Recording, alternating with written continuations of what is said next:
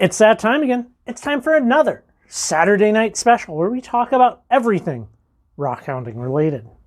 Well, on the previous Saturday night special, I showed you this beautiful agate with like crystals, and there's host rock in there that was sent in, and I was asked to cut it. And this, if you go back and watch, they also sent, let's see here, let me open the jar. They sent all these little tiny agates that had eyes. Go back and watch that one. It's a good one. Well, they asked for me to give this thing a cut on the back side, and I did. I did cut it, and well, surprisingly, the inside is filled with calcite. So what we have is a fortification banding going around. So there's a pressure event that blew that hot silicate goo on the inside of a cavity, and had some crystal growth, so different temperatures, and then well, it all got filled in with this calcite, which is interesting. Kind of looks like there might be a little pocket right there of quartz crystal, but not exactly what I was expecting. So I'll be mailing this back to Luke. Luke's the guy who made the chisels for me, which I have yet to really test out thoroughly, but we'll be getting to that in a future a future video. So that'll be going back to him. And I also got some additional rocks in the mail. Well, we all love the wild turkey mine. Well, I sent some of this material to Jeremiah, to tumble up, and he sent some of it back. So he actually has a video up on it. I'll link it down below. Go give it a watch. Man, these things, they're just so green. Like, they look so cool to, like, see, you know? And I like that it's kind of like this, like, Northeast Washington only material. You're not going to find this type of serpentine anywhere else. So, you know, a little bit of that, like, I don't know, it's ours.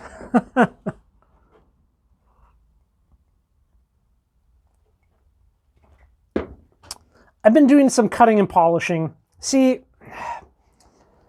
over the past, let's say, year or so, we've done a lot of rock collecting, and I've done less and less rock working.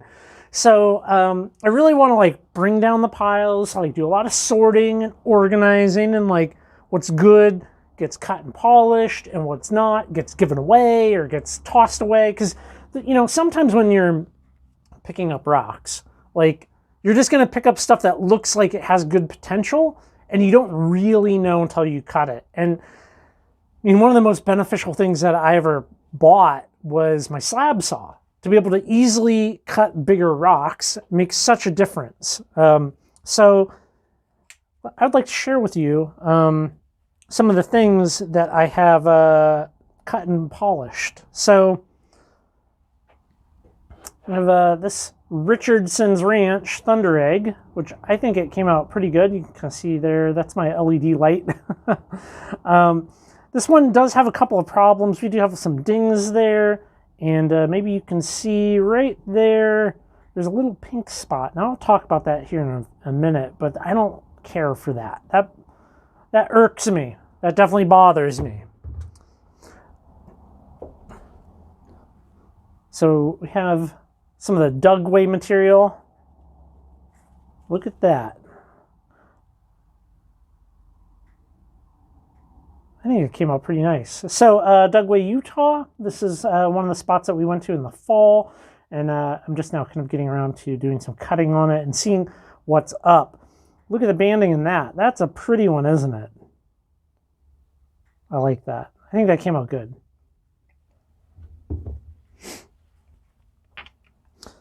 Now, if you follow me on Instagram, you may have already seen this, so you probably can recognize it from the outside, some of you. Well, we have a Richardson's Ranch Blue Bed Thunder Egg. And there we have that. Look at that. So the polishing on this, I think it came out pretty good.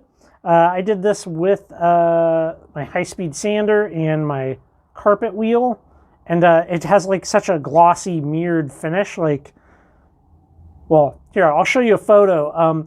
You can see the light in my house, my chandelier, just reflecting on it, and it looks pretty good. I'm very happy with how these came out. So this pink, okay, the way I finished these is with this pink cerium oxide, right? So like I use my carpet wheel and, you know, I use this stuff. Well, the color of it isn't great. I've done everything. So like there's a little spot in here where there must have been like a fracture that's like undercut, and it's gotten in there and it's not coming out. And I've done all the brushing, I've done steam cleaning and water picking and all the things that you could potentially do to try to like get that out. And it's there, which has me a little concerned for some other things. So like this, right? This is a triple thunder egg from the Little Natchies, and it's only partially. I haven't actually polished this up, but you can kind of see we're getting there. The reason I haven't done it is because I'm concerned about using pink cerium oxide on this.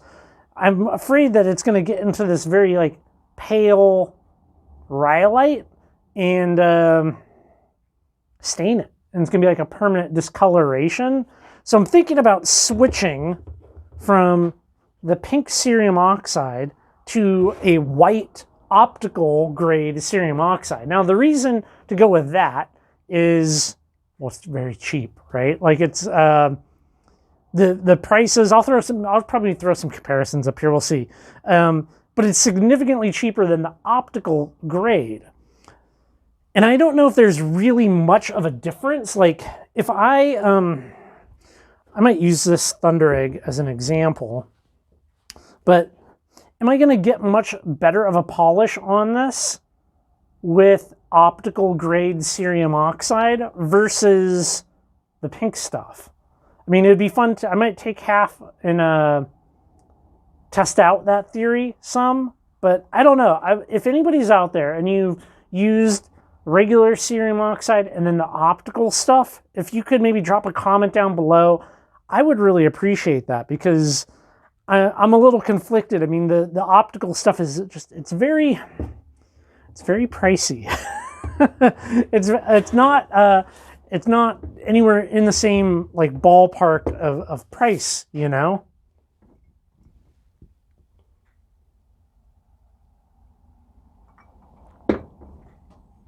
One thing that I hear from a number of people is they don't have good rocks where they live. Now, I would say that that's wrong, and maybe you just don't know that you're wrong, but literally every place I look at in America has interesting rocks. Now, you may not have thunder eggs, and you may not have giant chunky agates or huge petrified logs, but that doesn't mean you don't have interesting rocks and minerals and geology in your area.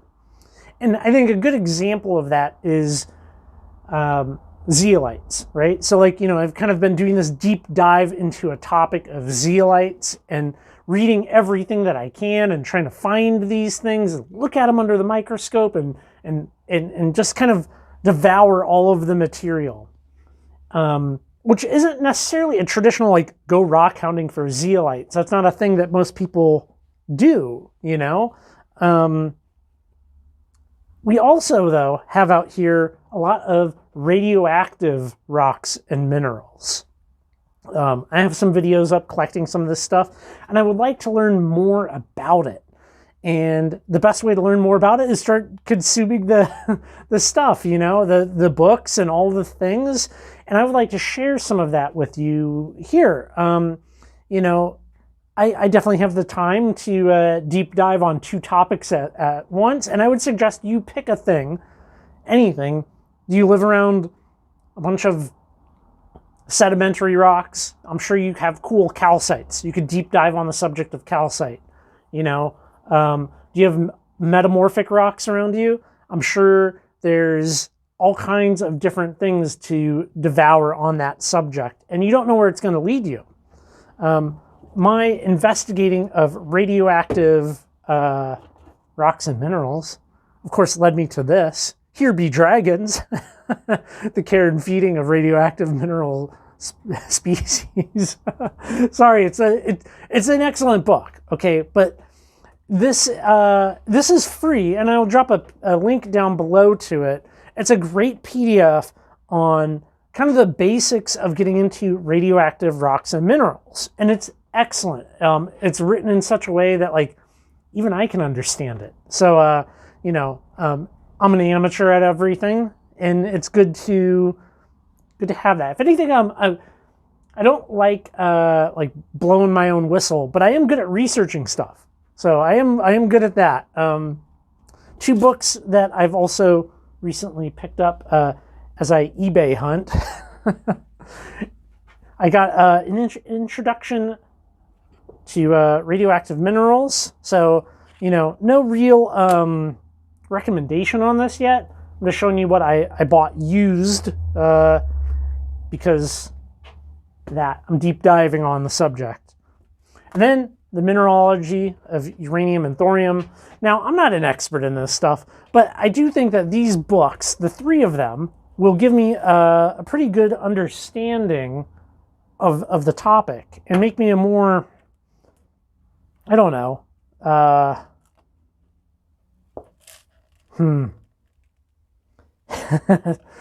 want that. I want a sample of yellow cake. I want a tube of yellow cake.